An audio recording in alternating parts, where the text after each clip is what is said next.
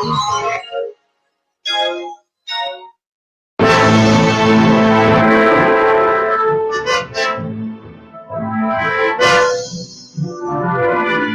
la mañana de las 7:50, la expresidenta Cristina Fernández de Kirchner. Bienvenida, presidenta. Gracias, buen día a todos. Vamos a colocar el micrófono. A ver. Usted está acostumbrado a los micrófonos más televisivos que se colocan. Tengo que tener el micrófono bien sobre mi cara, ¿no?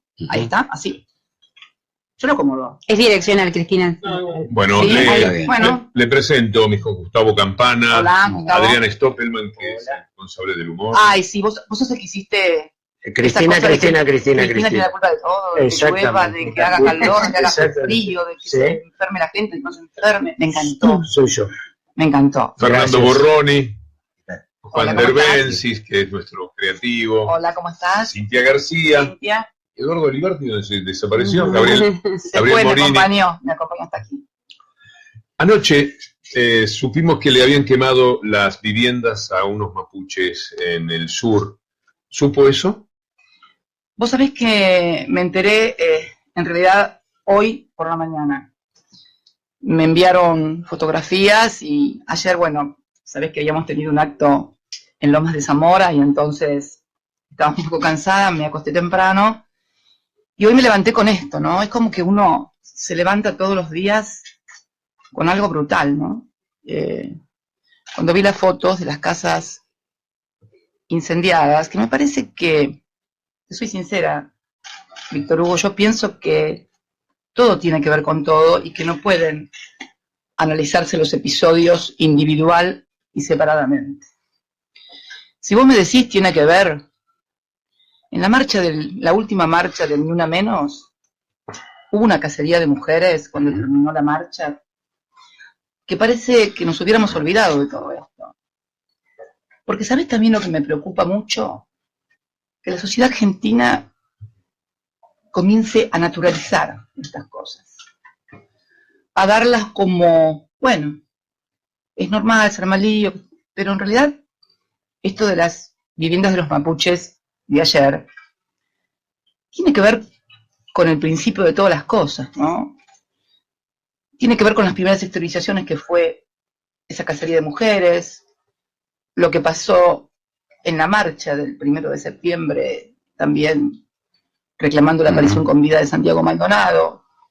Tiene que ver con lo que pasó el otro día, cuando se recordaban los 11 años de la desaparición de Julio López, y todos pudimos verlo, no sé si todos, pero los que somos así muy adictos a las redes, vimos cómo se habían registrado imágenes, fotografías, de gente aparentemente manifestante, muy joven, que fue la que lanzó la bomba Molotov contra la legislatura, y luego, seguida por fotógrafos, freelance, por camarógrafos, por gente que estaba allí en la marcha, se pudo ver cómo policías motorizados escoltaban hasta la entrada del subte a estos manifestantes. Yo lo vi en las redes, inclusive por un usuario de Twitter que publicó. Creo que podemos sumarle también, si querés, el caso del pibe que por un Twitter estuvo un mes preso, o el caso de la otra pobre mujer inhabilitada en una clínica de salud mental, o sea, un imputable perfecta en términos jurídicos, termina siendo culpada, procesada, hasta que se dieron cuenta que, bueno, devolvieron de vuelta a la clínica. O, por ejemplo, cuando intentaron, ¿se acuerdan aquel auto que se estrelló contra la Casa Rosada?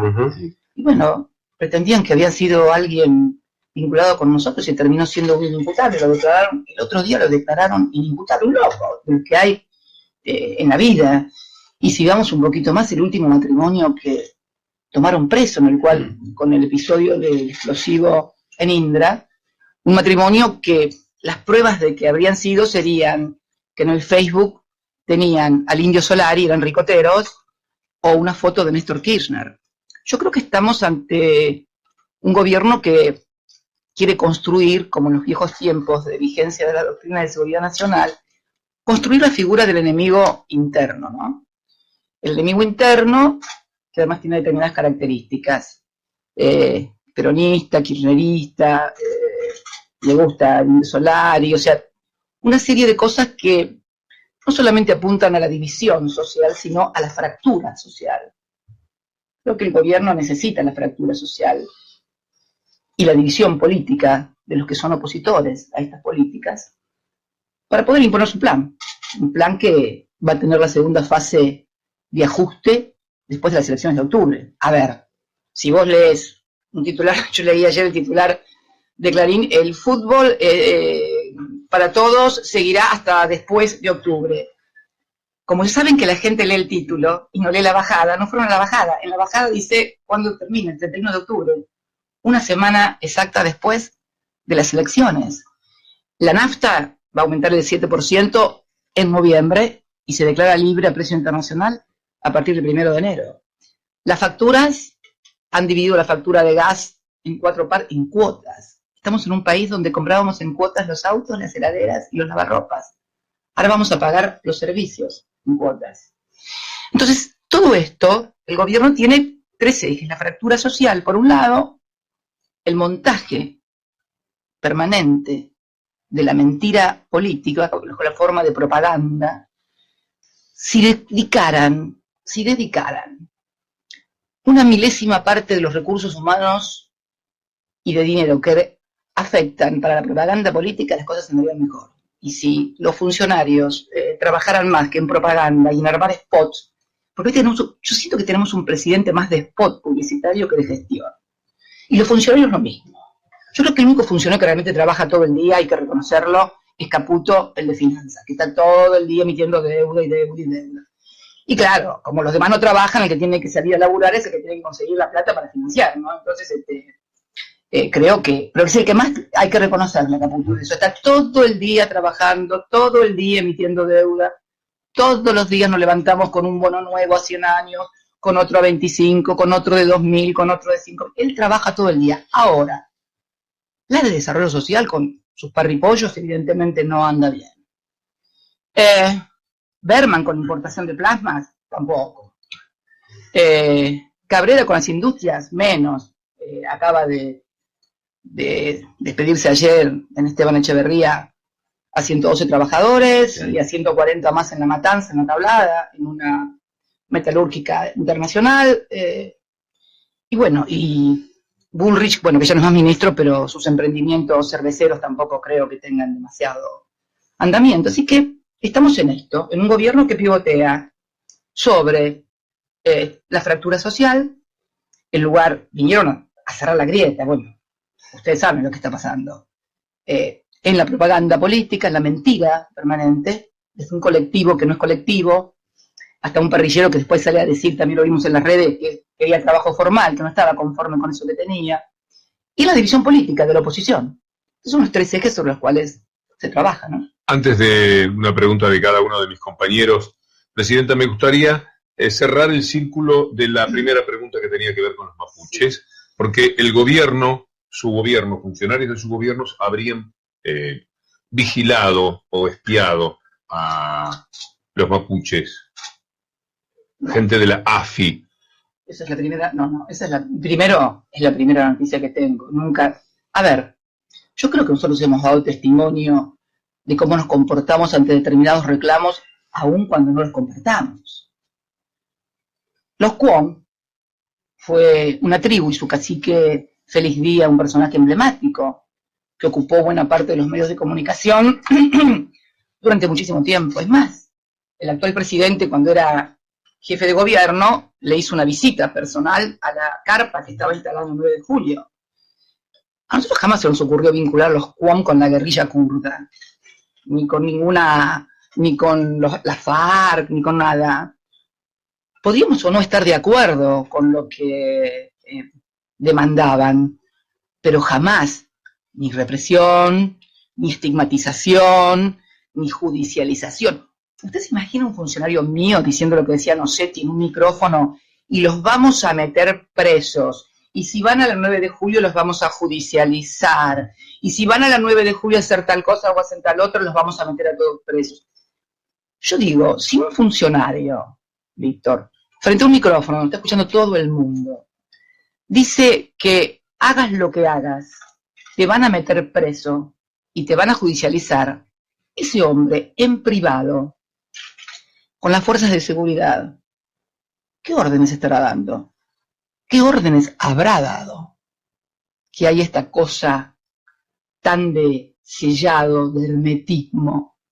Fíjate vos que meten preso un montón de gente por un Twitter. Todavía no hay un solo gendarme preso y ha desaparecido Santiago Maldonado hace más de 50 años después de un operativo realizado por la Gendarmería. Esto es objetivo y no discute nadie, pero no es que no lo discutimos acá en este ámbito.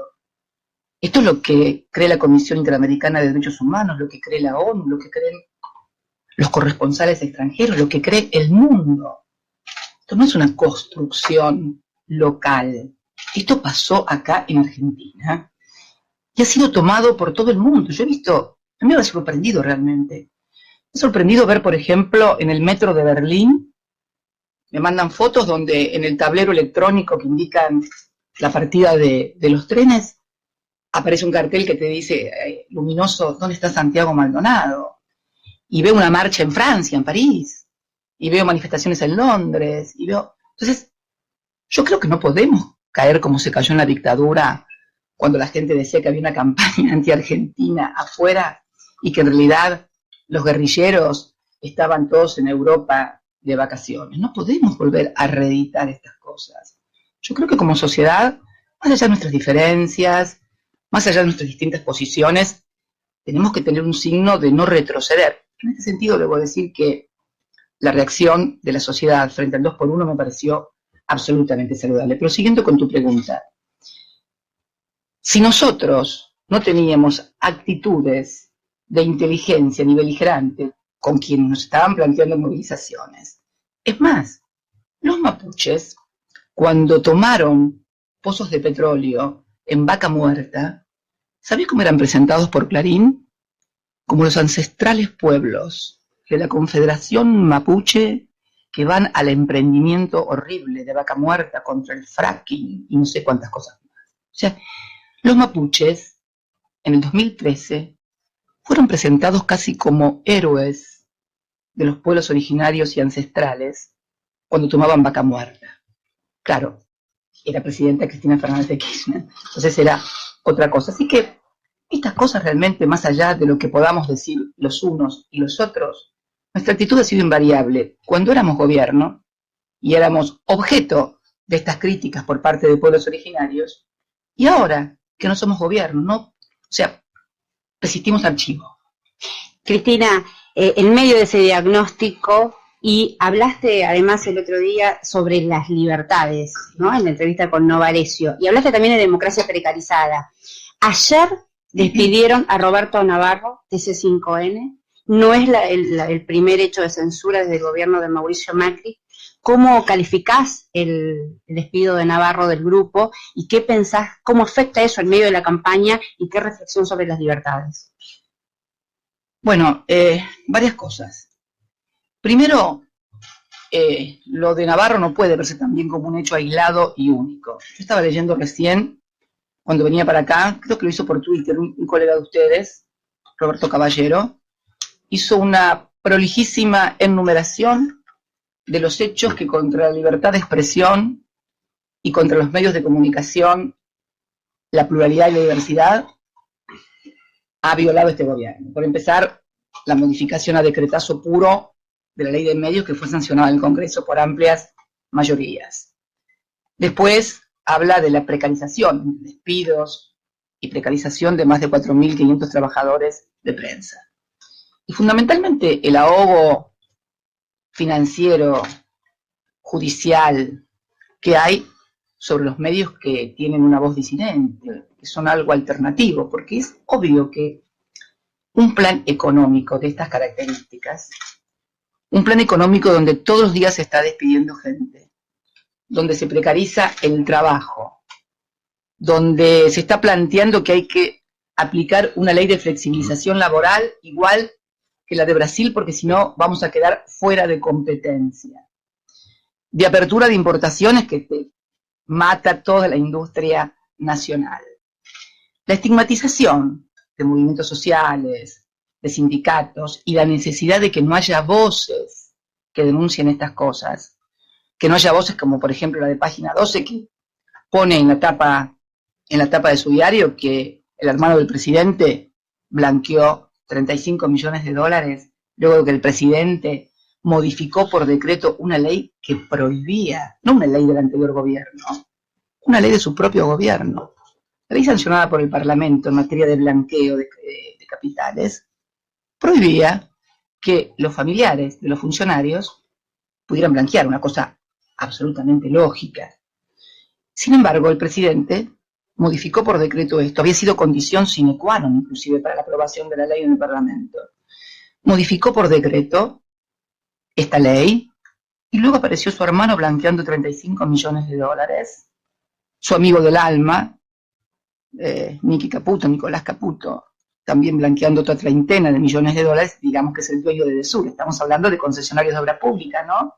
Estamos hablando de, aparte de amigo del alma del presidente, es el dueño o uno de los dueños de Edesur, es además concesionario de obra pública, que no empezó el 10 de diciembre, sino que viene de hace muchas décadas, y también de otro amigo del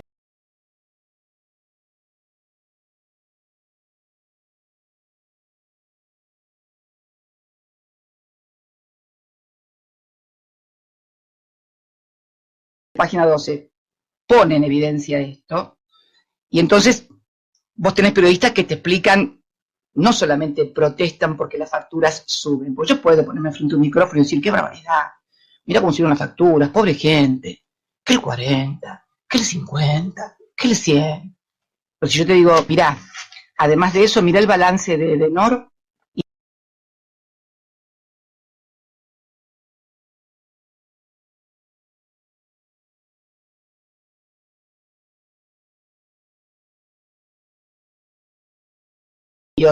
de ajuste presupuestario, sino de beneficio y rentabilidad a los amigos del poder o al propio poder. Cristina, en este momento hay más de 25 escuelas tomadas en la ciudad de Buenos Aires por los chicos, que le están diciendo que no a una reforma educativa. Ahora, recordaba que el gobierno de Mauricio Macri arranca con negar las paritarias libres a los docentes, estigmatizándolos, ofreciéndoles un bono por no ir a un paro, la represión que hubo acá en la ciudad de Buenos Aires con los docentes, la imposibilidad bajo la consigna con los chicos no de discutir, de charlar sobre Santiago Maldonado en las escuelas, y hoy llegamos a esto. Parece que es un punto medular del gobierno nacional, ¿no? Atacar la educación pública. Yo creo que el paso siguiente va a ser, y ya creo que lo es, una ofensiva policial, judicial, sobre todo lo que sea disidencia o expresión de no estar de acuerdo con las cosas que hace el gobierno. Que los estudiantes, que los docentes no puedan participar y debatir de una reforma que los involucre directamente, porque yo escuchaba a los chicos el otro día por la televisión, en las redes, ¿cómo te van a hacer trabajar 6 meses sin pagarte si vos no querés? Porque vas a la escuela pública, entonces como vas a la escuela pública, tenés que trabajar 6 meses de pasantía gratis para las empresas. ¿No les parece que debería ser al menos optativo? Me parece. A ver, a vos lo querés ofrecer como una propuesta de gobierno, ofrecelo como una propuesta de gobierno. Pero dejalo que cada pibe decida si lo quiere hacer o no lo quiere hacer, o que le permitas discutir, lo mismo que los docentes, que son los que van a tener que llevar adelante la reforma educativa. Me parece que lo que viene es esto, ¿no? Y sobre todo con el sector juvenil. ¿Por qué? Porque es el sector, no solamente en la Argentina, en la historia del mundo, es el motor, es el que tiene compromisos con el presente y con el futuro, es el que no está atado a clichés, es el que todavía no está en muchos casos, y debemos admitirlo, distorsionado por la interacción de distintos factores que todos conocemos y sabemos.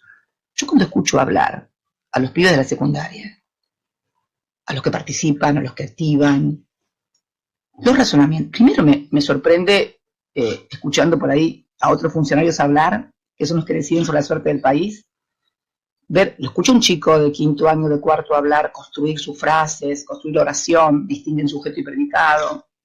sintaxis, pueden terminar una idea en 5 minutos sin equivocar, sin interrumpirse. Después escucho algunas otras expresiones, digo, pero deberíamos prestar más atención a estos chicos porque estamos preparando chicos bien preparados para la vida y para la discusión, que fue lo que siempre caracterizó a la sociedad argentina frente al resto de Latinoamérica. Nuestra educación, mira, el otro día estuve en Berazategui, estuve en una reunión de docentes de Berazategui, directivos, directores, inspectores y docentes al frente de aula o cátedra. Y la verdad que yo les decía que nuestra sociedad, merced de la 1420, la educación pública y gratuita, merced también a corrientes migratorias europeas en toda la primera parte que nos importaron saberes, oficios y cosas que no sucedían en otros países de Latinoamérica, sumado también a una ingesta considerable de proteínas vacunas que ha caracterizado siempre a nuestra sociedad. Todo esto junto ha producido una sociedad y recursos humanos altamente capacitados en Argentina, que son reconocidos de esta manera en todo el mundo. Vas a México y encontrás miles de ejecutivos, los Argenmex les dicen, miles de ejecutivos que se distinguen por su capacidad. Lo he charlado yo siendo presidenta con CEOs de multinacionales importantísimas como DirecTV o Telefónica, donde nos hablaban de la capacitación de los recursos argentinos. De hecho, se llevaron ellos muchos ejecutivos y técnicos de aquí de la Argentina. Y la verdad que debemos fomentar esto porque, ¿qué es fomentar esto? Fomentar la participación de los chicos, no estigmatizarlos. ¿Qué queremos? Gente que no pueda opinar, gente que sea zombies. Yo no quiero zombies en mi país. Yo quiero gente con espíritu crítico. Creo que la educación que nos dieron a nosotros y que fue muy criticada, enciclopedista, abstracta, pero era un pararte frente al mundo, era un tener capacidad de crítica, una capacidad. Yo me acuerdo, nosotros éramos jóvenes y los diarios decían cualquier cosa. O sea, acuérdense que cuando yo era joven estaba prohibida la actividad política en Argentina, había proscripciones, y los diarios decían lo que el gobierno militar quería que dijeran, y la radio lo mismo, y la televisión lo mismo. Y sin embargo nosotros podíamos ver más allá de lo que nos decían o nos vendían. Y no hablo de nosotros únicamente militantes o peronistas, en general la sociedad, desde radicales, tenían una mirada crítica sobre eso. Yo creo que es todo producto también de esa educación que hemos recibido. Así que esto es lo que pienso, ¿no? Que la educación no puede ser censurada, que la educación no puede ser obturada, no puede ser amputada.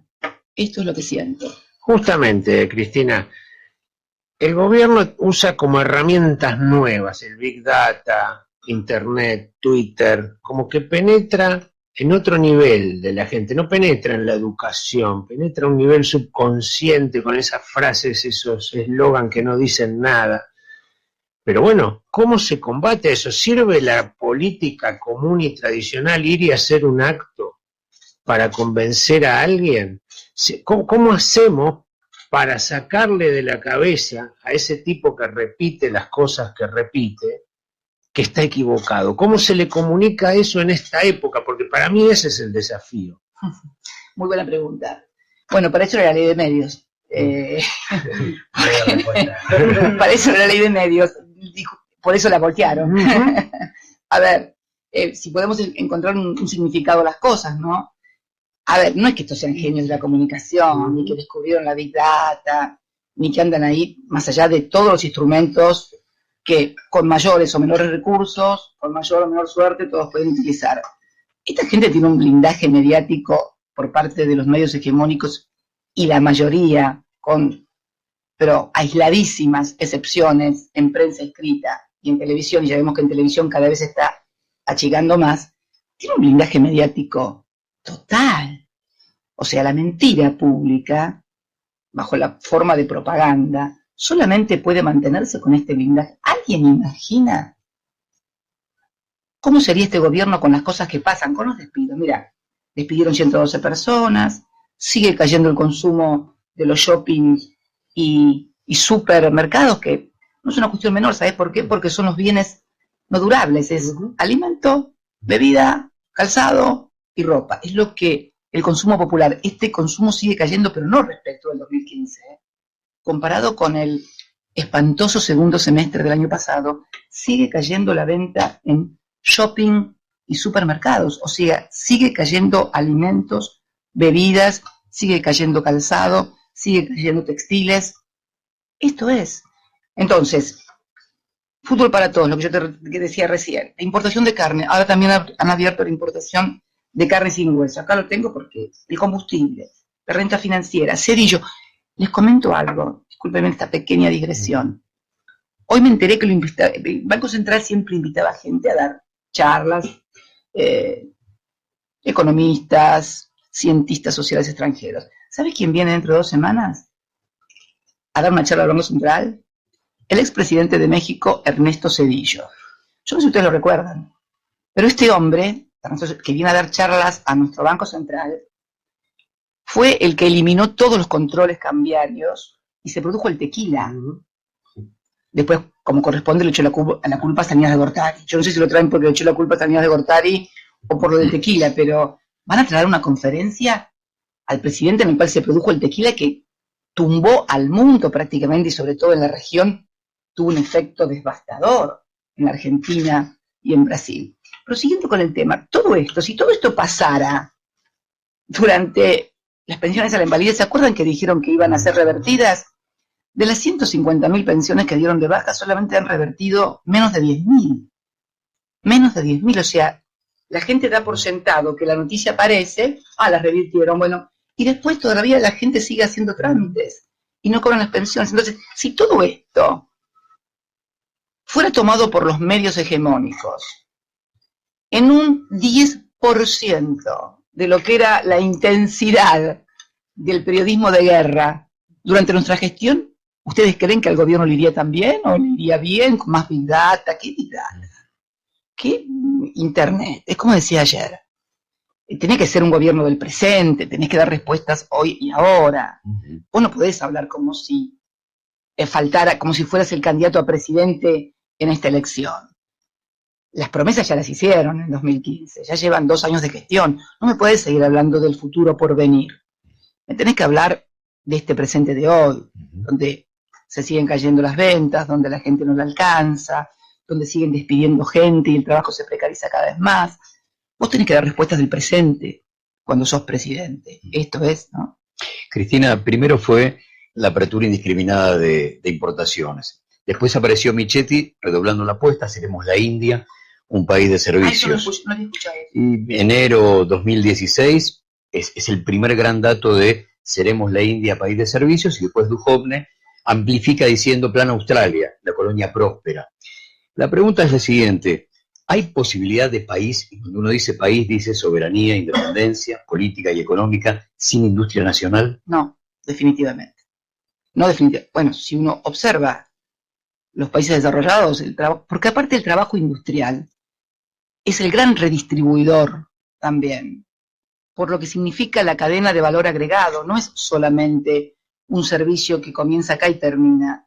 Todo lo que es un proceso industrial trae aparejado insumos, trae aparejado otras industrias que terminan siendo proveedoras de esa gran industria madre. O sea, si uno estudia o ve Alemania o Estados Unidos, ve que el desarrollo industrial es clave. Que vos me digas que tenés que ir perfeccionándolo con la ciencia y la tecnología y hay innovación productiva, pero sin ninguna duda. Bueno, nosotros hemos dado muy buena fe de eso en nuestra gestión. Nunca se había invertido en ciencia y tecnología como se hizo durante nuestra gestión. Es más, creamos un ministerio. Es más, pusimos 2 satélites en el aire de construcción argentina. Es más, éramos proveedores de reactores nucleares donde le ganamos a países como Francia, cuando fuimos, por ejemplo, a Australia. Australia, mira vos. Nosotros le proveemos a Australia un reactor nuclear. ¿Y sabés quién competía con nosotros? Francia. Francia, saben ustedes que es uno de los países más expertos en materia de generadores de energía nuclear. De hecho, en Francia, la mayor generación de energía se hace a través de la energía atómica, energía nuclear. Por eso tiene diferencias de precios con respecto a otros países. Entonces, Australia, pero vos no podés comparar países que tienen la mitad de los habitantes que tiene la Argentina y que han tenido otro tipo de desarrollo, otra extensión. Es imposible. La Argentina, cuando vino el golpe del 24 de marzo de 1976, estaba prácticamente en un 50% del PBI de distribución del ingreso y teníamos un desarrollo más que importante. A partir del golpe del 76 se producen dos fenómenos o tres. Por un lado se produce el fenómeno del endeudamiento. Allí empieza el gran endeudamiento argentino nuevamente. El segundo fue la ley de entidades financieras. Yo me acuerdo que era estudiante y no sabíamos cuánto estaba el dólar y nos importaba, ni sabíamos si había plazos fijos o no. Y de repente, después de la ley de entidades financieras y cuando se produce la financiarización del capital, te encontrabas con viejita jubilada frente a la pizarra de la Nación a ver a cuánto estaba el plazo fijo o a cuánto estaba el dólar y demás. O sea, comienza a caer todo lo que es la industria nacional. Plata dulce, endeudamiento. Esto fue la dictadura en la fase económica, obviamente, ¿no? Había que desmontar una Argentina que podía competir con otros, porque en definitiva se trata de esto. Países que te imponen patrones de desarrollo a partir de organismos multilaterales, porque vos podés ser una competencia para ellos. De hecho, en la región americana y específicamente en latinoamericana, nosotros no somos complementarios con Estados Unidos. Nunca tuvimos una economía complementaria con Estados Unidos, al contrario, siempre hubo una competencia. Obviamente entonces el desmontar la posibilidad de una Argentina industrial, de una Argentina con energía nuclear. Vos fíjate que lo primero que hacen todos estos gobiernos es el tema de lo nuclear. El misil Cóndor, por ejemplo, que fue una condición que se impuso al gobierno en los 90. Teníamos un desarrollo de armamento en Argentina, esto es industria. Por ahí la gente lo piensa, uy, pero teníamos armas. Perdón, la industria de armas es una de las más importantes y rentables del mundo. Anda a Estados Unidos a atacar a algunos de los estados donde ellos desarrollan su industria armamentística. Pero por favor. Entonces, creo que son estas cosas las que suceden y pensar en una Argentina sin industrias es pensar en una Argentina condenada a la reprimarización de las exportaciones y a ser mera productora de granos, que en realidad yo no sé si alguna vez funcionó, porque tampoco creo que funcionara a principios del siglo cuando éramos 5 o 6 millones, pero con 43 millones, ¿cómo sostenés 43 millones de personas con vida digna, con salarios que le permitan consumir si no tenés industrias? La verdad que me resulta bastante difícil imaginar una Argentina próspera de 43 millones sin industrias. Al diagnóstico que usted planteó, tuvo su primer hito electoral en esta gran encuesta que fueron las PASO, con un resultado. ¿Cree usted que lo supimos tarde? Me hubiera gustado saberlo la noche en que festejaron ellos como si hubieran ganado, ¿no? ¿Cree usted que además, a partir de ese resultado, hay un sector de la ciudadanía, incluyendo Provincia de Buenos Aires, y un sector transversal, digo, económicamente, no solo clase media, que le reclama a usted o a su espacio algún nivel de autocrítica más profundo, más allá del tema de cadena nacional o tono de cadena nacional? Mira, yo lo que creo sinceramente que los resultados de las PASO revelan algo que es muy importante. Revelan que de cada 3 bonaerenses, 2 no están de acuerdo con el ajuste ni con la política económica. Y que en ese marco, a quien más confianza tienen para hacer una oposición real y concreta a este gobierno es a nuestro espacio. No porque seamos más inteligentes ni más capaces, sino porque confían por nuestra propia trayectoria y porque saben lo que pensamos respecto de estas cosas que estamos hablando, de la industria nacional, de los tarifazos, del endeudamiento. No te olvides que creo que uno de los méritos más grandes que tuvo nuestra gestión ha sido un desendeudamiento como no se veía desde hacía mucho tiempo. Caputo puede trabajar tanto, Caputo puede endeudar tanto, porque dejamos un país con un nivel de desendeudamiento en materia de moneda extranjera, ya sean tenedores de bonos nacionales o extranjeros, inédito en la República Argentina. 13% es el nivel de endeudamiento. Néstor lo recibió con 160% del PBI. y lo dejamos con el 13%. Yo creo que la ciudadanía, en lo que es la oposición, confió plenamente. Los números son muy fuertes dentro del propio abanico opositor. Me parece que hay un voto de confianza de la mayoría grande que está en contra de esta política y de este ajuste, hacia Unidad Ciudadana.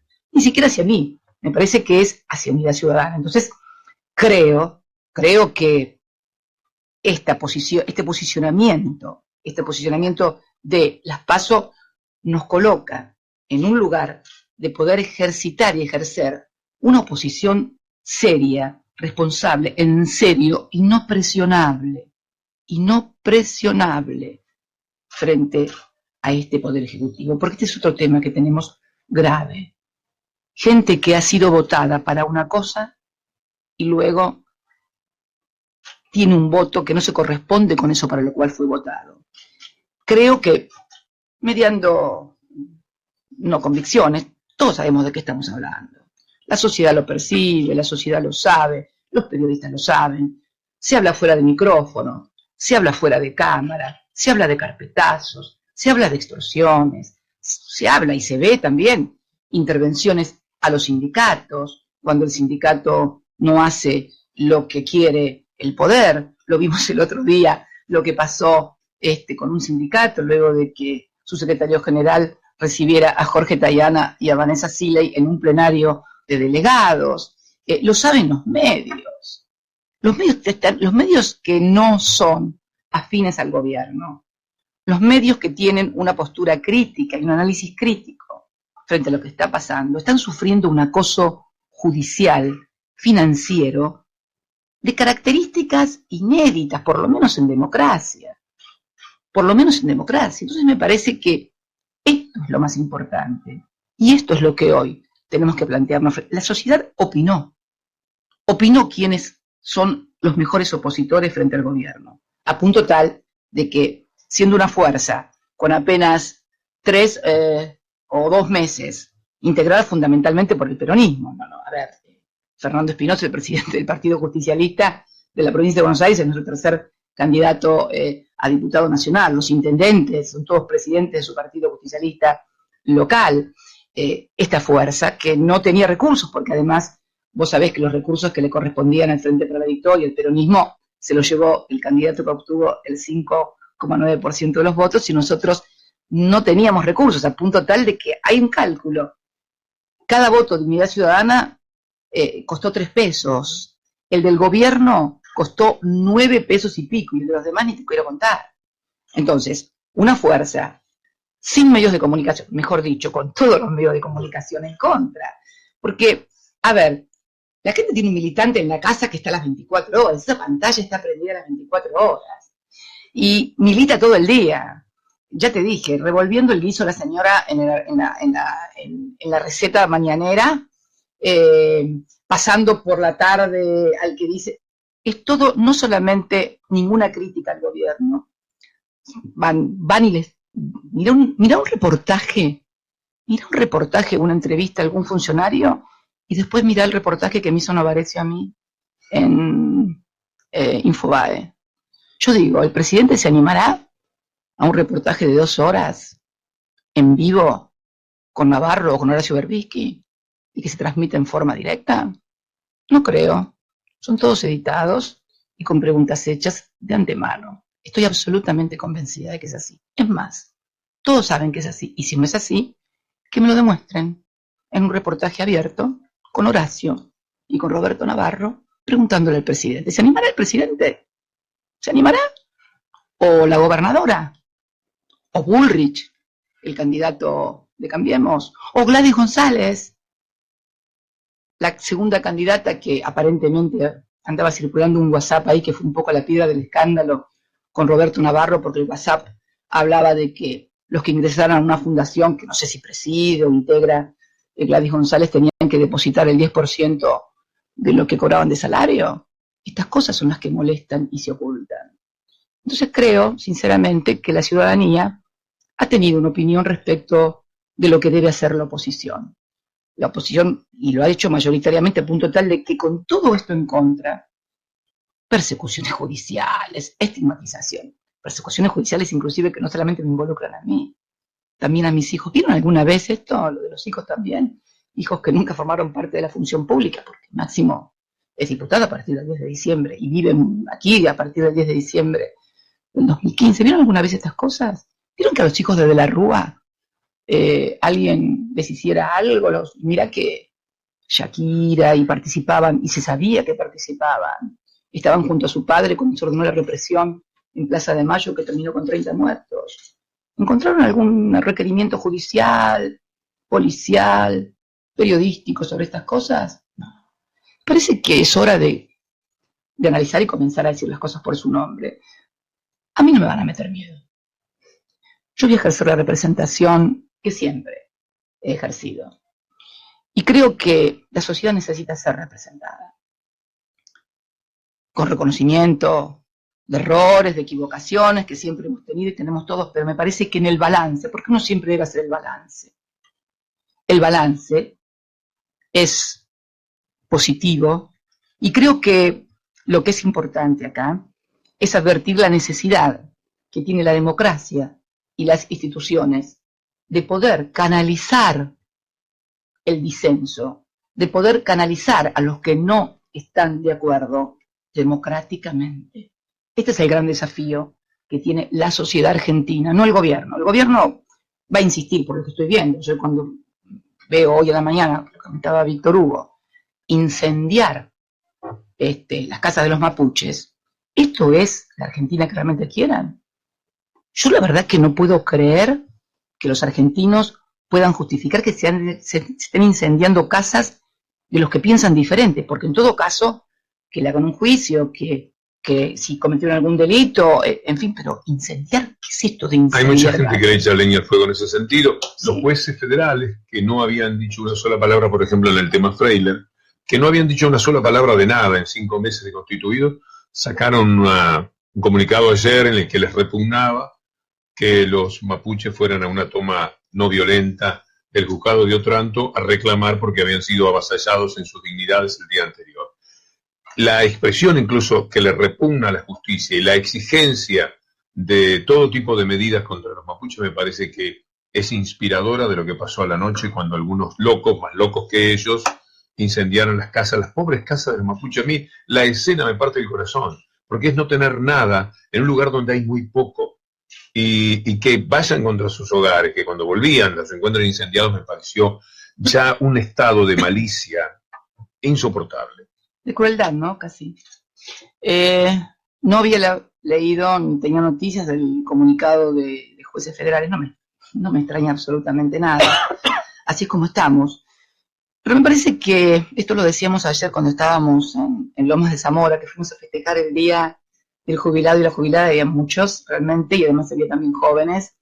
Me parece que de esto se trata, ¿no? El 22 de octubre, de votar por el presente y por el hoy, por lo que está pasando.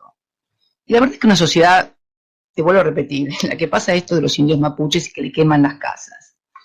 De una pareja que la mete en presa y no tiene nada que ver con el mundo porque tenía el Indio Solari y una foto de Néstor Kirchner, o una pobre señora loca que además es la hermana del vocero presidencial, presa, un pibe de un contador, el caso, un contador que está preso porque mandó una carta diciendo que el alquiler, en lugar de pagarlo ahí, tenían que pagarlo en una cuenta.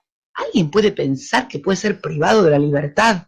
Una persona que ejerce su función de contador público nada más y que le manda una carta a un inquilino diciendo, no que le manden la plata a Panamá, que le manden que depositen la plata en una cuenta de un banco del lugar donde vive el inquilino, donde está la casa. Que esta persona esté privada de la libertad, obviamente que no tiene absolutamente nada que ver con lo que hizo. La privación de su libertad, que es absolutamente ilegítima, tiene que ver con que era el contador histórico de nuestra familia, él, su padre y demás, nunca tuvo que ver nada con la política, nunca tiene un triste contador de provincias. En este sentido estamos en la Argentina. Y van a pasar, si la gente no advierte esto, cosas peores, porque yo me pregunto, siempre pregunto, ay, ¿usted no tiene miedo que le pase tal cosa? Y yo le pregunto a los que nos están escuchando, y ustedes los que están escuchando, ¿no tienen miedo que un día al pasar por una manifestación te agarren y te lleven presos, porque yo estuve viendo los testimonios de gente que cayó presa en la movilización, en esa represión que hubo del 1 de septiembre. Y había gente anti-K entre los que cayeron presos. Había un fotógrafo de medios alternativos que era un manifiesto opositor a nuestro gobierno. No es que los que fueron ahí estaban de acuerdo con nosotros, ni con el gobierno, ni con no, hay gente que está de acuerdo con los derechos humanos. Desapareció Santiago Maldonado hace 50 días y cree que es conveniente ir a reclamarle a la sociedad, al gobierno, a la Plaza de Mayo por esto, porque además tenemos un presidente que no ha dicho una sola palabra. Y cuando suceden hechos que conmocionan a la sociedad, el presidente debe hablar. Entonces, no tiene miedo a nadie que un día se le ocurra mirándole el Facebook que tiene tal cosa y entonces piensen que como necesitan crear un enemigo y un monstruo en común, te vayan a buscar y te metan preso. Yo creo que cuando estas cosas pasan así en forma indiscriminada, la sociedad tiene que abrir los ojos y parar la oreja. Porque quiero recordar aquella famosa frase que durante tanto tiempo se le adjudicó a Bertolt Brecht y que en realidad no era de Bertolt Brecht, sino que era de un rabino, creo, de un sacerdote norteamericano. Cuando se llevaron a los marxistas, a los comunistas, no me importó porque yo no era comunista. Cuando se llevaron a los homosexuales, no me importó porque yo no soy homosexual. Bueno, cuando se llevaron a los judíos, tampoco me importó porque yo no soy judío. Ahora vienen por mí, pero es demasiado tarde. Entonces, esto tiene que pensar la sociedad. Yo cuando vi a esos pibes con cámara fotográfica de medios alternativos, muchos contrarios, llevárselos, el testimonio de ese otro chico que venía de su trabajo informático y lo tomaron y se lo llevaron, o este matrimonio que se lo llevan porque era de la bomba y no tenía nada que ver. Que pasen estas cosas en democracia es muy grave, y la gente tiene que pensar que lo que le pasó a los demás le puede pasar a ellos, como el trabajo, hoy tenés trabajo, pero mira a tu alrededor y seguro que conoces a alguien, un amigo, un pariente o un vecino que ya no tiene trabajo. Bueno, pensá que cuanto más gente tenga o pierda el trabajo, más riesgo corre tu trabajo. Cristina, aprovecho esta oportunidad para ponerme los anteojos de género, hacerte un par de preguntas desde el feminismo, desde los colectivos de mujeres. Uy, ahí viene con Florencia Kirchner a la cabeza. Así es, vamos Flor. Ayudando a mamá, ¿no? Empezaste hablando sobre la cacería de la policía a las mujeres el 8 de marzo, se viene el Encuentro Nacional de Mujeres en el Chaco. María Pía López, la socióloga, dice que el movimiento Ni Una Menos están dando una discusión contra el neoliberalismo, allí está pasando algo. Te quería preguntar eso, ¿cómo analizás vos inclusive desde la relación con tu hija, de todo lo que eso te ha aportado al feminismo, y si crees que es necesaria, o que fue necesaria, o que será necesaria una discusión sobre el aborto? ¡Wow! ¡Qué pregunta! Vamos a ir por el principio. No la voy a reunir, claro. Gracias, Cristina, gracias. Lo sé que tenés todas las espaldas. La primera cuestión, la verdad que no me canso de repetirlo, yo era una persona que repetía clichés, yo no soy feminista, soy femenina. Esa estupidez que muchas veces decimos. Y mi hija me hizo ver cosas que yo no veía, sí, sin lugar a dudas. Y también veo que el Ni Una Menos se fue transformando también, porque creo que las mujeres también entendieron que su situación, su sujeción al patriarcado, tiene que ver con un modelo político y económico de explotación también, en el cual ellas también son explotadas porque reciben menos sueldos, por la misma tarea, porque son discriminadas. 13% menos. Bueno, claro, exactamente. Entonces, creo que hubo un crecimiento y un orgullo. Cuando estuve en Bruselas, las eurodiputadas españolas, italianas, alemanas, me preguntaron por el Ni Una Menos, y el Ni Una Menos no solamente lo conocían, sino que es tomado como emblema y ejemplo de las luchas feministas en la vieja y culta Europa. Así que las feministas argentinas tienen que darse por satisfechas. Por primera vez exportamos nosotros un modelo de ideas y de pensamiento de la sociedad. Toda la vida recibimos allá, socialismo, marxismo, liberalismo, todo siempre venía de allá. Ahora pudimos los argentinos, las argentinas, mujer teníamos que ser, para poder exportar el tema del feminismo. Con respecto al aborto, mi posición es conocida. Ahora, que la discusión está en la sociedad, Cintia, esto es real. El hecho de que yo tuve una experiencia personal muy muy terrible que me marcó con esto. Yo entré, y quiero contarla porque en definitiva también la gente se compone y se conforma con las ideas nunca son, o las actitudes, o los pensamientos también tienen que ver con las cosas que pasaron en la vida, ¿no? Yo tuve, entre Máximo y Florencia, otro embarazo, año 1984.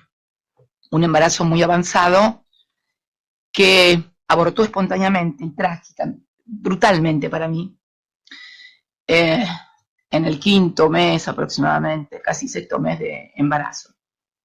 Siempre me dicen que era un varón. Siempre me dicen que si la neonatología hubiera tenido el desarrollo que hoy tiene, en ese momento lo hubieran salvado. Y yo quedé, por toda la experiencia traumática, fueron 4 o 5 días de cosas muy feas, de pérdidas muy feas, quedé muy traumatizada, a punto tal que tardé 5 años en volver a quedar embarazada. Por eso la diferencia entre Máximo y Florencia de 13 años. Esa es la explicación. Y me revisaban y no encontraban razón por la cual yo no pudiera quedar embarazada. Era la cabeza. Definitivamente, mira vos, ¿no? Era la cabeza. Y cuando quedé embarazada, vos te imaginas, Máximo ya tenía prácticamente 13 años, estaba terminando, volvió, cuando yo me enteré, él volvió de su viaje de fin de curso de la primaria. Y ahí me engañaron, yo militaba, activaba, no solamente eso, estaba haciendo campaña, estamos hablando del año 89, yo había sido electa diputada nacional y había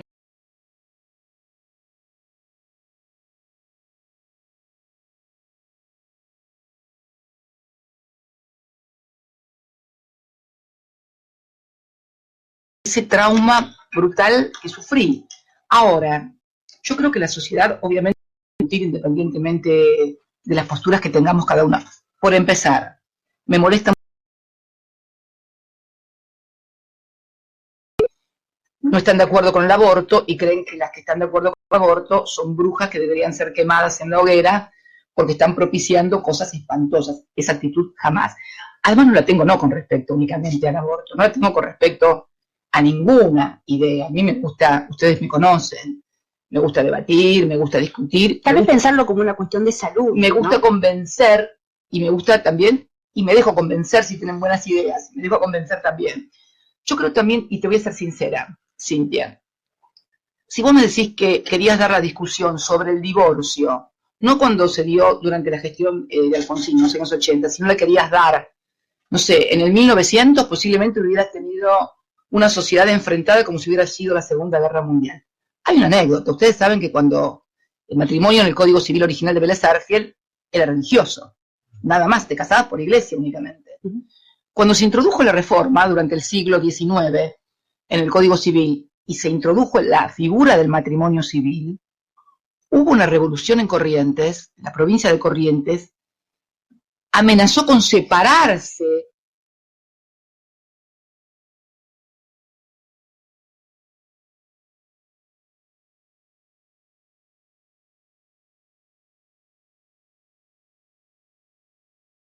histórico, social y de sentido común. Era terrible para los correntinos que se eliminara que fuera matrimonio.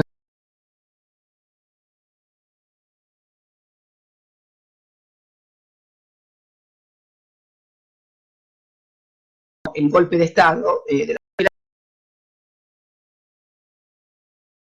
estaba dividida en esto de religiosos. Yo creo que cuando se pueda dar esta discusión en un marco civilizado, sin estigmatizaciones, el Congreso lo va a receptar, porque el Congreso siempre termina receptando en algún momento cuando la sociedad ya lo ha aceptado previamente. Lo que es imposible es discutirlo parlamentariamente, discutirlo en ámbitos institucionales si la sociedad no lo ha procesado. Y yo siento, sinceramente, Cintia, puedo estar equivocada, lo admito, siento que todavía el proceso sería de violento y de enfrentamiento y que la sociedad no lo ha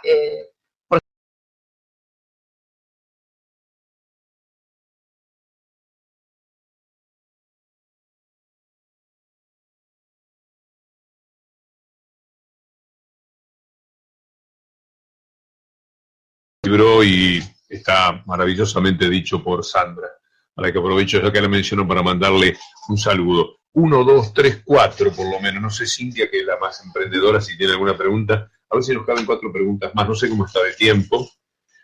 Todo el tiempo para ustedes. Aparte llueve. Está lindo. No tenemos para hacer actos Una primavera un poco- no tenemos para hacer actos tradicionales. Algo metafórica la primavera. Es el día ¿no? de la primavera. Ah, pero una primavera, bueno, pero tiene su encanto. También el día del estudiante A mí me también. encanta. A mí me encanta, amo la lluvia. Amo la lluvia. Ah, mire, Amo la estamos lluvia. Si en me la das a misma- elegir entre un en día de sol sintonía. y un día de lluvia, no lo dudo. Un día de lluvia. Ah, yo también. Sí. Señor Fernando Borroni. Diputada, senadora, presidenta electa 2 veces. Y mujer argentina. Y mujer argentina. Vamos, Cristina. Acusada de todo. Oh, Hasta del impensado que a veces uno hasta le da pudor repetir. falta Kennedy nada más. Sí. Falta el asesinato de Kennedy. Pero no solamente usted, recién lo decía, se meten con los hijos, ¿no? Cambia un poco el escenario ahí. Y de pronto, un 9 de diciembre, donde, si se quiere, tenía cerrada la historia.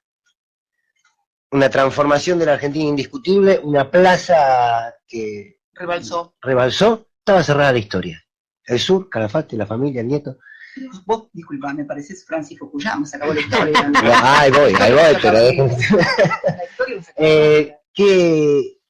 ¿Qué es lo que más motiva? Seguramente como animal político de toda la vida hay una respuesta fácil, pero ¿qué es lo que más motiva esta vuelta de Cristina? ¿Con qué nuevos desafíos? Porque creo que son permanentes, ¿no? Me acordaba, y cierro con esto, y me acordaba de aquel discurso el 1 de marzo en el Congreso.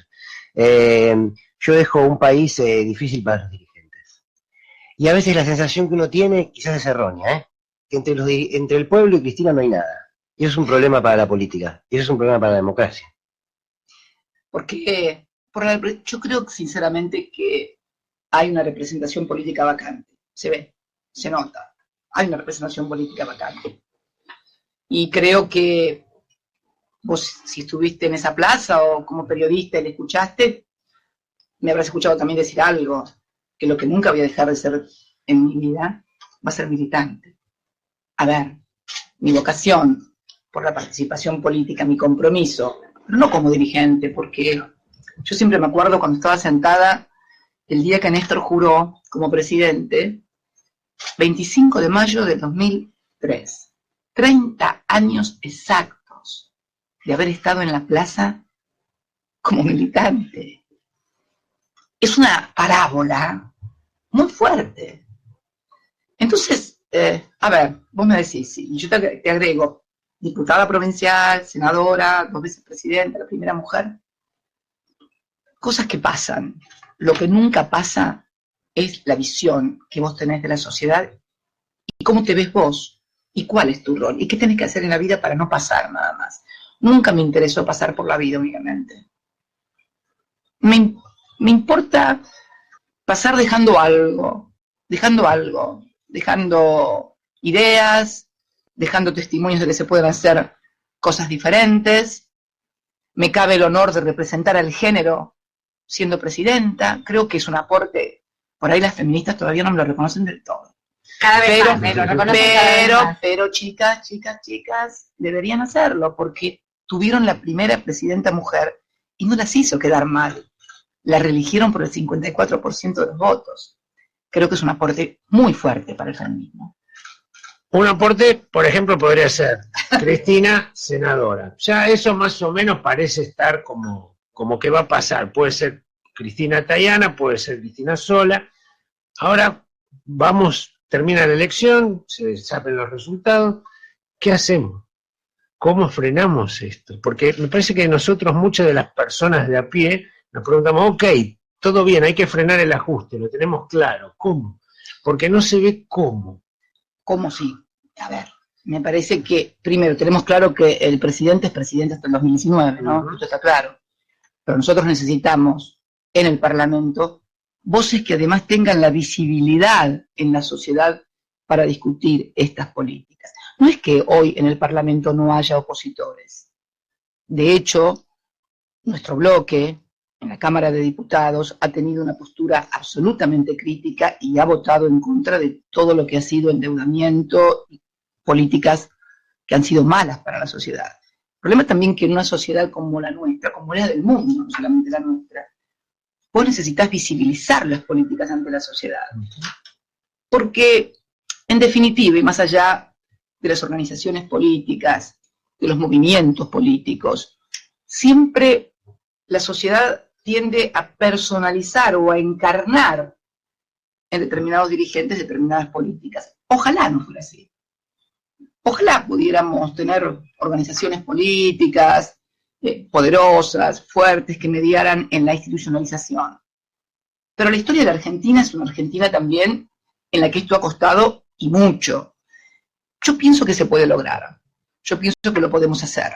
Y con respecto a tu pregunta, no tengo ninguna duda que es el Parlamento el ámbito de discusión, en donde vamos a seguir endeudando al país, vamos a seguir redistribuyendo el ingreso como lo estamos haciendo, vamos a seguir adoptando las modificaciones que, por ejemplo, se quieren hacer ahora a la Carta Orgánica del Banco Nación, donde se quiere desfinanciar al Banco Nación, que ha sido el histórico financista de las pequeñas y medianas industrias y del agro. Si algo financió el Banco de la Nación Argentina, ha sido a las industrias argentinas y al agro. Un papel que siempre fue muy mal visto por los bancos extranjeros. Debemos decirlo también esto. Siempre la banca extranjera exigió una reducción en el rol en el cual el Banco Nación interviene en la economía argentina. Y no puedo evitar no preguntar esto. ¿Dónde se va a sentar? ¿Al lado de Pichetto? Nunca me he sentado de Pichetto. Me parece, a ver, yo no estoy acá, vos lo decías, presidenta, diputada. ¿A vos te parece que después de toda una vida uno puede ir a pelear por un mancillón o una banca? Yo estoy peleando por ideas y por proyectos de país. Cristina, ¿el neoliberalismo es incompatible con la democracia? Qué preguntita. Creo que es una cosa que es una pregunta que parece que todavía no tiene respuesta. Si vos lo pensás en términos, porque ¿qué pasa? Yo cuando escucho hablar de política y de democracia, es como que la gente, o los analistas más que la gente, redujeran a los términos electorales los periodos históricos. Vos no podés determinar si una determinada idea tiene andamiento o es compatible con la democracia por el ejercicio de 2, 3, 4, 5, ni siquiera 10 años. Me parece que el modelo del estado de bienestar, por ejemplo, que sucede después de la Segunda Guerra, que fue la decisión política para ponerle un freno al comunismo de la Unión Soviética, o fíjate qué curioso, y no curioso, el estado de bienestar comienza a ser cuestionado y derrumbado cuando cayó el muro de Berlín, o sea, cuando desapareció el peligro del oso ruso. Entonces, al desaparecer el peligro del oso ruso, se cae, ya no le importa a nadie el estado de bienestar. Pero todavía en Europa, en nuestro país, están los cimientos del estado de bienestar. Hay un sistema previsional, hay sindicatos, hay salario mínimo vital y móvil, hay UH, y te puedo dar los paralelos de esto en Europa. El problema va a ser si este neoliberalismo sigue expulsando gente, descartando gente, se producen las migraciones que se producen brutal. Yo estuve en el campo de refugiados, de iraquíes, de sirios, en Grecia, y es brutal. Y no es menos brutal la cantidad que cruza el Mediterráneo para llegar, algunos ni siquiera llegar, a las playas italianas. Entonces, si lo medimos en términos de cuándo el neoliberalismo se comenzó a imponer, que fue, creo que con la caída del muro de Berlín, todavía no podemos dar, pero me parece que va a haber un replanteo. De hecho, hace poco tiempo, la semana pasada, Naciones Unidas, la UNTAN, que está proclamando la necesidad de un nuevo pacto social. ¿Lo leyeron? ¿Lo escucharon? La necesidad de un nuevo pacto social en donde los planes de ajustes deben ser dejados de lado.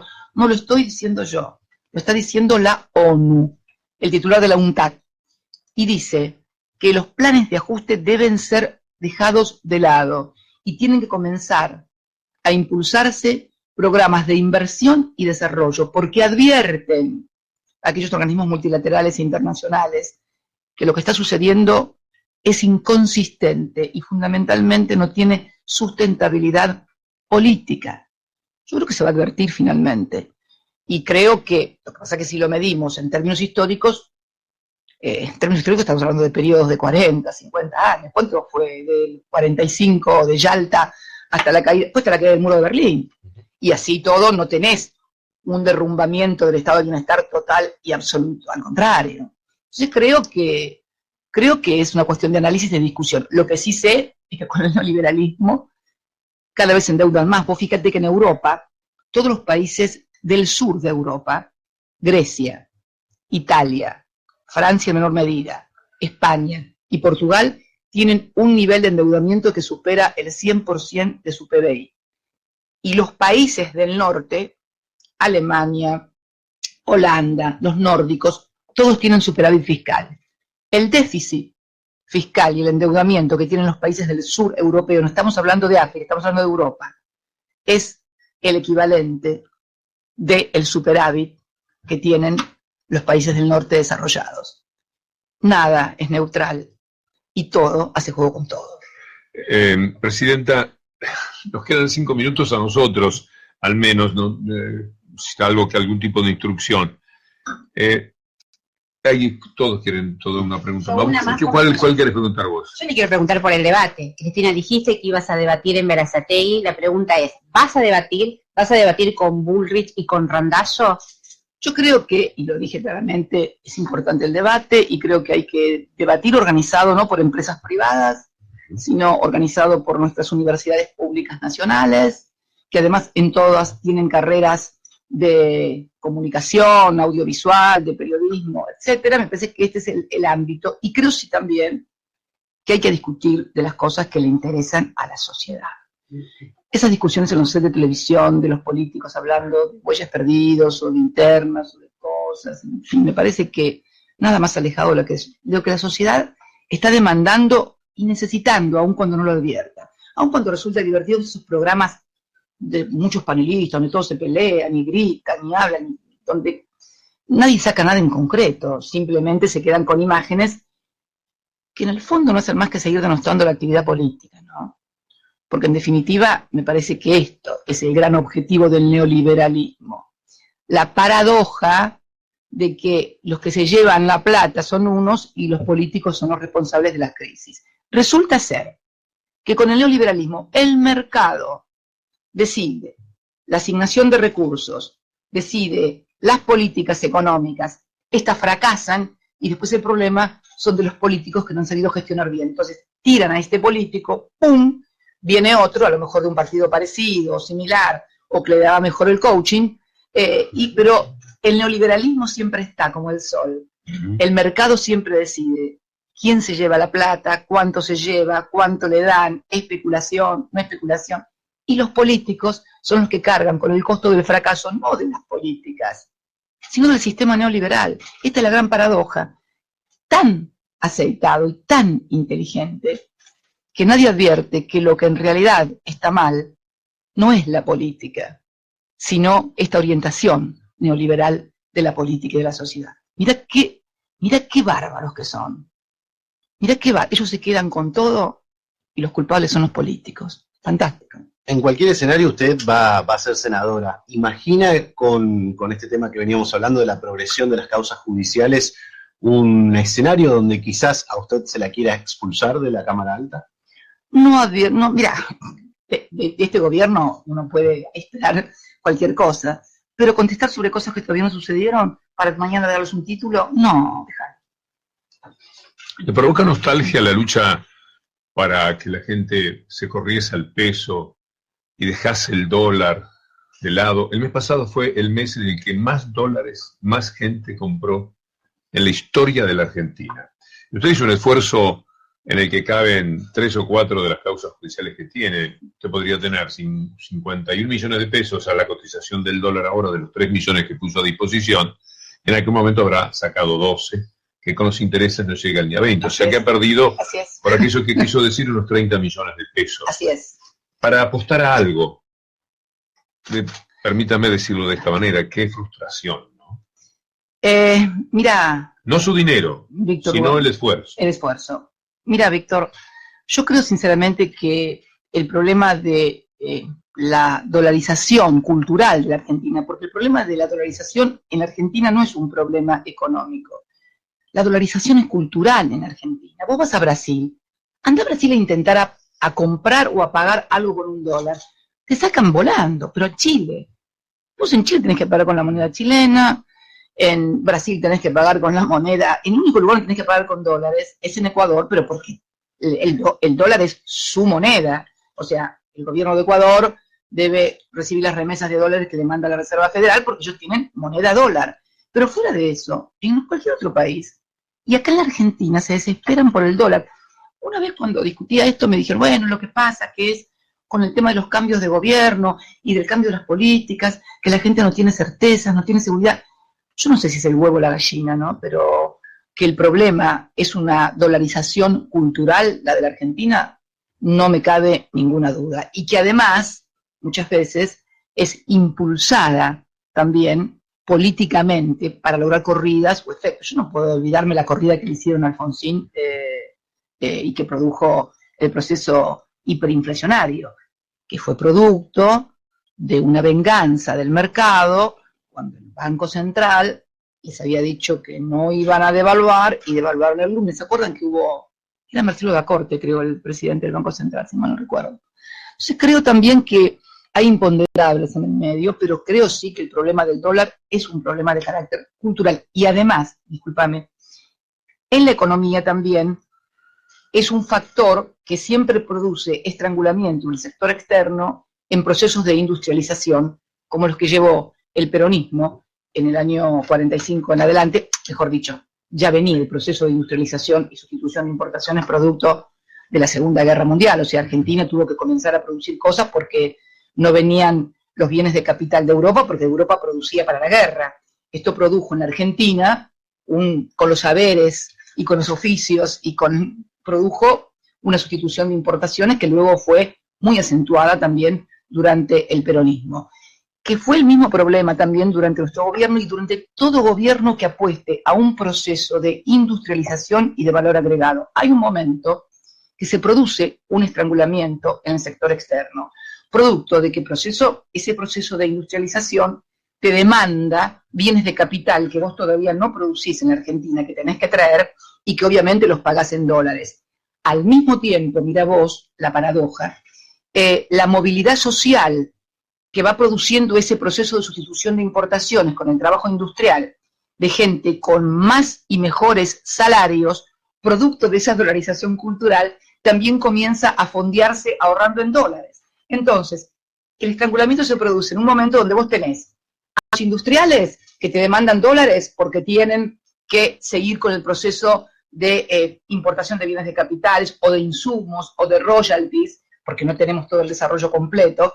Y por el otro lado, los beneficiarios de esas políticas, los trabajadores, los comerciantes, los pequeños y medianos industriales, también quieren dólares porque creen que es la moneda segura y se produce el estrangulamiento del sector externo. No voy a seguir es un tema muy, muy complejo, pero esto es lo que ha pasado históricamente. Pero vuelvo a reiterar, la dolarización obedece a un comportamiento cultural, no tengo dudas. Quiero invitarlos por lo menos, ya que ellos que están diciendo que siga un poco más a Claudio Villarruel y a Bernarda Llorente para formular también alguna pregunta, porque de alguna manera esa satisfacción la quieren tener todos y quiero también que venga Paula Orman. Yo tengo dos más, las tenemos todos en realidad, son preguntas de... Una es sobre algo que ha dicho Carrió, que dice que a Nisman lo mató su gobierno, y usted sabe que estamos en el umbral de una manifestación de gendarmería, desde mi punto de vista tocando fondo, como uno no podía imaginarlo, de decir que a Nisman lo mataron y lo mataron 2 personas, etc. A esto reapareció justo porque había estado de vacaciones Carrió hoy agregándole que lo mató su gobierno. ¿Quiere hacer algún comentario o la quiere dejar pasar? Mire, me parece Puede decir paso, ¿eh? No, yo no paso nunca. Yo lo dije ya el otro día cuando estuve en la entrevista que tuvimos en Infobae con Novarecio. Me parece que ya le respondió a Novarecio que aún cuando está en las antípodas mi pensamiento es una persona mucho más lógica y mucho más sensata. Me parece un disparate mayúsculo. El Papa... No merece responder, es un disparate mayúsculo. Bueno, como tantísimos otros que hemos escuchado, ¿no? Pero permíteme, ¿sí? pero creo que responde a un objetivo, es una bomba de humo también, me parece, ¿no? Es una inmensa bomba de humo para ocultar a Santiago Maldonado.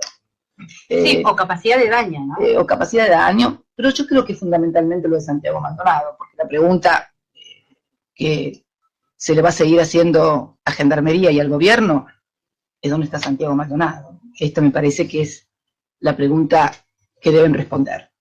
Al Papa lo han atacado muchísimo y la sensación que hay es que, como la quiere usted, lo ha pagado muy caro. ¿Tuvo alguna vez esa sensación?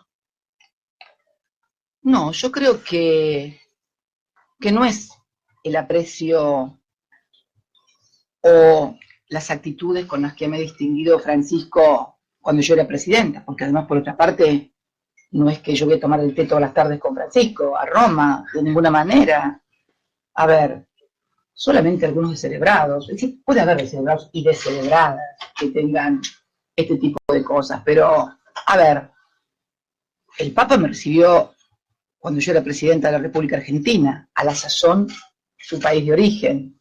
No me parece que esto pueda ser interpretado como un gesto, como una actitud de preferencia o de nada, es simplemente un gesto institucional. El Papa recibe a presidentes y cómo no va a recibir a quien preside su país, en donde además obviamente la relación personal no es lo mismo que vos recibas a un amigo que recibas a una persona que nunca conociste. O sea, no porque yo sea amiga del Papa, sino porque es el Papa argentino que recibe al presidente de su país.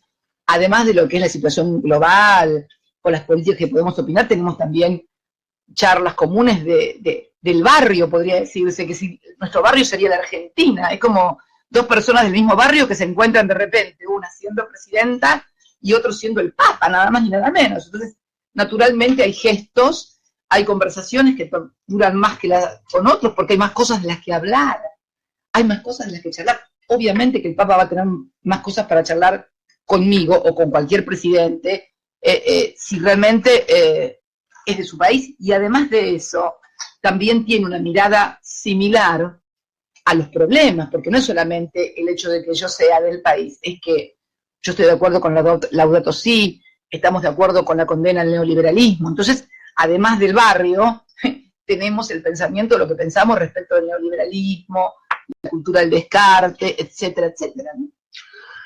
Cristina, le quería preguntar si alguna vez Perdona que no te presenté. No, está bien. No merece, esa voz no merece presentación. Se presenta sola. Le quería preguntar si alguna vez sintió que tenía el poder. O si lo disputó, el poder en serio. No, mira, si algo... ¿Nunca? Nunca, pero mira, debe haber varios discursos míos que no son discursos, es una concepción, una visión. Yo siempre sostuve que quien ocupa la Casa Rosada, si midiéramos al poder como un todo del 100%, quien es presidente de la República podrá tener el 20, el 25% del poder, y es mucho, ¿no? El otro 75% son las corporaciones económicas, nacionales e internacionales, es la sociedad a través también de sus órganos de expresión, pero fundamentalmente son las corporaciones económicas, en donde con un movimiento de capitales te vacían un país de un momento para el otro. Lo que sí tengo claro, que yo no fui un dispositivo del poder, del verdadero poder, y por eso estoy sufriendo las cosas que hoy sufro, yo y mis hijos. Si yo hubiera sido un dispositivo del poder, Eduardo, no tendría ningún problema. Si yo hubiera sido alguien que dice que sí a la flexibilización laboral, no hubiera tenido ningún problema.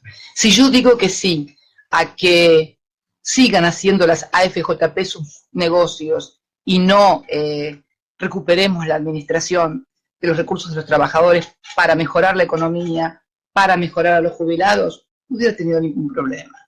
Si yo hubiera seguido almorzando en Olivos con algunos propietarios de medios y haciendo lo que ellos pensaban, seguramente tampoco tendría ningún problema. Eso tengo claro, al contrario.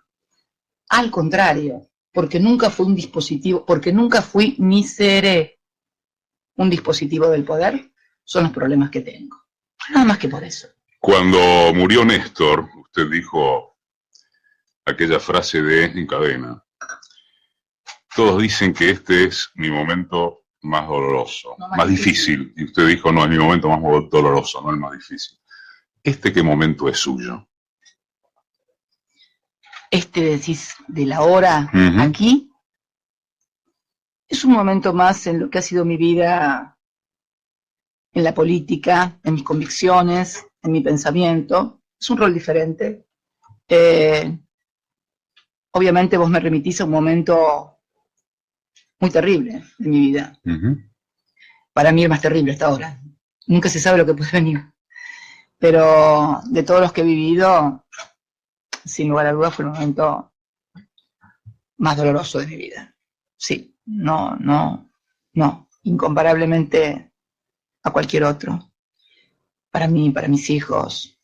Porque Néstor no era solamente mi compañero. O sea, a ver, vos junto a una persona, tu pareja, podés vivir como vive cualquier otra familia, el tener hijos. Siempre pensé que me dio mucha pena que no pudiera conocer los nietos. Pero vos vivís tu vida en la vida que vive un hombre con una mujer, tienen hijos, la vida, piensan, salen de vacaciones, disfrutan. Pero con él era otra cosa. Con él era la vida. Yo viví mi vida con él desde que lo conocí. Estudiaba con él, trabajábamos en la misma oficina con él en La Plata. Y éramos como una sola persona, en todo, en las 24 horas del día. Ninguna persona estaba el tiempo que estábamos juntos nosotros. En la profesión, cuando ejercimos la profesión, las 24 horas del día. Y después, cuando él fue intendente, yo estaba todo el tiempo en la municipalidad junto a él. Y en la gobernación dividía mi tiempo como diputada provincial y después mi tiempo en una oficina al lado de la de él. Y después, cuando fue presidente, también, no estaba en la Rosada, pero Néstor fue un hombre que siempre almorzó y cenó conmigo. Siempre, era presidente, pero él siempre almorzaba y cenaba conmigo. Era abogado y almorzaba y cenaba conmigo. Era intendente y almorzaba y cenaba conmigo. Era gobernador, almorzaba y cenaba conmigo. Es muy difícil transmitir lo que nosotros vivimos juntos.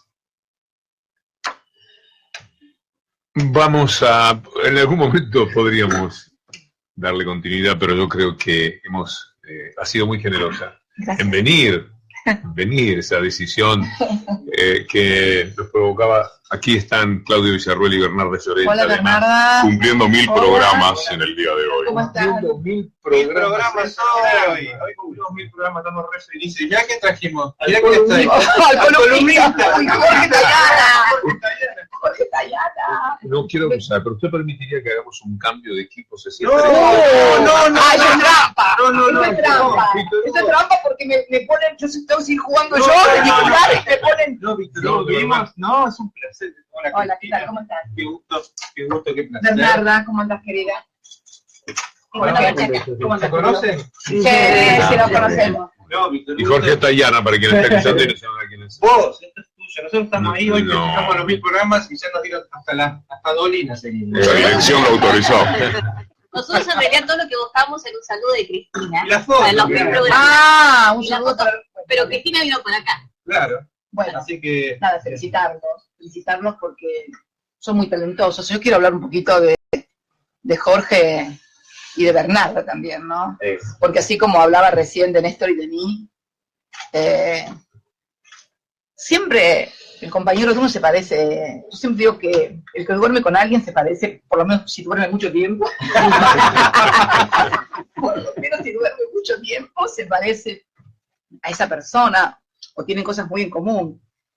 Y la verdad que cuando uno lo conoce a Jorge, yo lo cargaba el otro día de la CTI, en Florencio Varela, porque me había enterado que los compañeros de militancia le decían el canciller. Yo pensaba que esos modos de él eran los que había adquirido, yo pensé esos modos, así seremos, ¿no? Yo sí, tranquilo y siempre conciliador y escuchando a uno.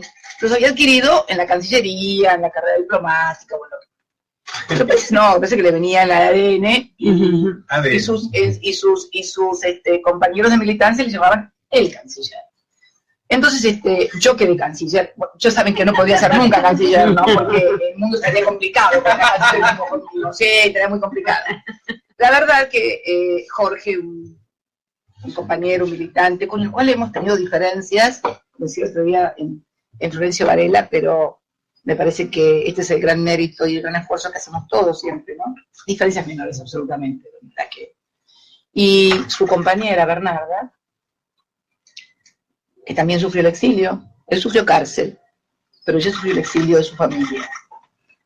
Una mujer productora televisiva exitosa, durante 10 años al frente de Telefe, y uno de los principales canales de aire del país, y además con una mirada de inclusión social, ¿no? De programas que tuvieran una valoración de inclusión social. Eso te lo distingue Bernarda, toda la comunidad artística, productiva de los medios de comunicación. Y nada es casual, digo yo. Nada es casual. No, yo no estuve al lado de Néstor por casualidad. Y Bernardo tampoco está al lado de Jorge por casualidad. Y si buscamos algún otro y vemos lo que tiene al lado, tampoco decimos que por casualidad. Todo hace juego con todo, muchachos. Hasta esto de la pareja y de la familia también. Por eso me gusta tanto Jorge y Bernardo. Muchas gracias, Cristina. Gracias. Muchas gracias por todo. Ha sido una sorpresa. A mí me llenó de... Fuimos trending de miedo, topic, Víctor sí. Hugo, trending topic por primera vez en el programa de la mañana. No tiene idea lo que significa que hoy a las 8 menos cuarto de la mañana mi compañero Julián Capazo con Paula Orman dice: te tenemos que decir algo que no te pude decir anoche porque no te encontramos, yo estaba en un boliche mirando música. Dice: viene la presidenta. ¿A dónde? Bueno, ya lo conté, no voy a tener la misma gracia. Sí. Presidenta a mandato cumplido. Si no van a no, ya sé que todo, pero acá con este clima de época que hay, Claro, sí, claro. donde nos quieren echar la culpa de que llueve, de todo, van a decir, fíjate vos, Y como no es Está culpa usurpando tuya, el se está título. usurpando el título, y lo tengo a Bonadío seguro con una denuncia de usurpación de títulos y honores en cualquier momento, ¿no? Por Pero favor. no es ¿Qué culpa personaje Lo Bonadío, digo no? yo, expresidenta. no es culpa suya que llueve. Algunas veces no. Pero bueno, ha sido finalmente gratísimo, pues ya pasamos la prueba de recibirla, de tenerla aquí, ha sido un verdadero gusto. Además quiero, como hombre de radio, decirle que usted debe tener muchos tramos importantes de sus alocuciones, pero hoy he estado como, no sé si la radio relaja más. No, es el clima económico. Es el clima que ustedes crean. Bueno, pero Me ha sido pasó- me pasó extraordinario ayer. escucharla. Me pasó ayer cuando entré a Lomas de Zamora.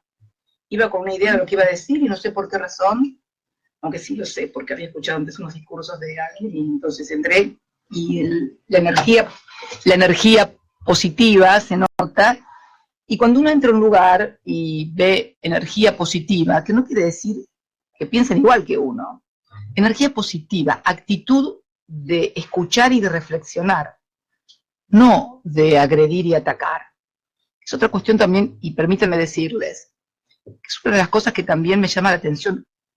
Ustedes no quisieron debatir ni pelear conmigo, ustedes me preguntaron cosas y yo pude opinar.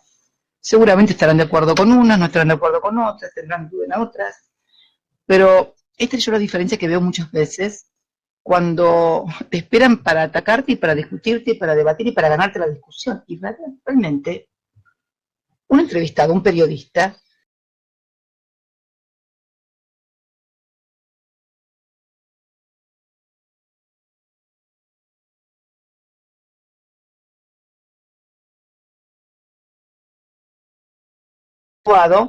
para evaluar si lo que está diciendo es correcto, no es correcto, está de acuerdo, no está de acuerdo. No tenés que vos intermediar y decirle, pero mire que además tal cosa. Entonces, creo que también hay una cosa muy... Yo suelo decir el otro día al colega de ustedes, Novarecio, esa cosa autorreferencial donde el periodista siempre termina hablando de él y no del que está entrevistado, ¿no? Que es una deformación, me parece, ¿no? Que es una, por ahí estoy equivocada, es una deformación profesional. Yo sentí que querían preguntarme cosas y escuchar lo que yo decía. Y cuando uno siente que le quieren preguntar cosas y escuchar lo que uno dice y no agredir, ni atacar, y está un poquito mejor. Pero me parece que si pudiéramos hacer lo mismo en todos los aspectos de la vida, no solamente en una mesa periodística, si pudiéramos, a ver, no estoy de acuerdo con tal cosa, y terminar de escuchar lo que uno está diciendo, y el otro decir, pero mira qué tal otra, creo que en todos los ámbitos, Víctor, chicos, chicas, no solamente en una mesa de periodismo, en una mesa de diputados, en una mesa de senadores, y donde además las cosas que se dijeran tuvieran clivaje y anclaje en cosas reales y concretas, y no en mentira y propaganda únicamente para crear sentido común o para crear un enemigo común. Yo creo que esta es la clave de cómo podemos comenzar a abordar los grandes problemas que tenemos los argentinos. Alguien tercia en la discusión sobre presidenta o expresidenta y dice, sigue siendo presidenta en mi corazón. Bueno. Y eso es algo especial. Muchas gracias, Cristina. Gracias a ustedes. Muchas Víctor, y gracias. a todos y Qué todas. buen arranque de 1000 programas que Está diciéndolo Claudio Vicente. Humildemente. Espero que mi amigo Leandro Grille, que es un amigo, es aquel que hablando de Cuba estuvo en un programa en el Intratables y dio cátedra y lo miró millones de personas. Sí, bueno, sí. lo invité a almorzar en mi casa, le dije 12:30, espero que esté escuchando y sepa por qué. La mejor excusa no vas a encontrar. Gracias. A Muchas ustedes. gracias. Muchas A gracias. ustedes. Gracias. Gracias. Gracias.